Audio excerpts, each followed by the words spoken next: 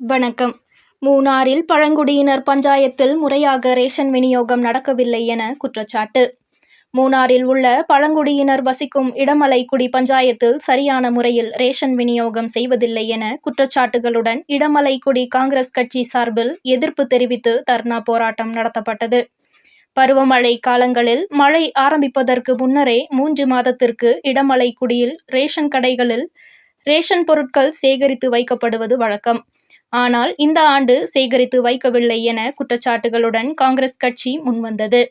ஜூலை மாதம் பாதியை கடந்தும் இடமலைக்குடியில் உள்ள பழங்குடி மக்களுக்கு ரேஷன் விநியோகம் செய்யவில்லை என குற்றச்சாட்டு எழுந்துள்ளது. பொன்முடியிலிருந்து சொசைட்டி குடிக்கு ஒப்பந்த தொகையை கொடுக்க வேண்டியுள்ளது. இடமலைக்குடிக்குள்ள ரேஷன் பொருட்களை பெட்டிமுடி வரை கொண்டு வருவது சிவில் சப்ளை துறையின் பொறுப்பாகும். அங்கிருந்து சொசைட்டி குடிக்கு கொண்டு வருவது ஒப்பந்ததாரர்களின் பொறுப்புமாகும். ஒப்பந்தக்காரருக்கு ஒப்பந்த தொகை கொடுக்காததன் காரணமாக ரேஷன் பொருட்கள் கொண்டு செல்வது நிறுத்தி வைக்கப்பட்டுள்ளது. இது அங்குள்ள மக்களின் வாழ்வாதாரத்தை பாதிக்கிறது.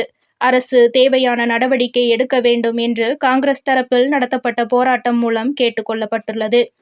இடமலைக்குடிக்கு தேவையான ரேஷன் பொருட்கள் தக்க சமயத்திற்கு கொண்டு செல்லவில்லை என்றால் சாலை முற்றுகை போராட்டம் மற்றும் டிரைபல் அலுவலக முற்றுகை போராட்டமும் நடத்தப்படும் என்றும் காங்கிரஸ் தரப்பில் அறிவிக்கப்பட்டுள்ளது. மூணார் KL68 நியூஸிற்காக உங்கள் ஸ்னேகா.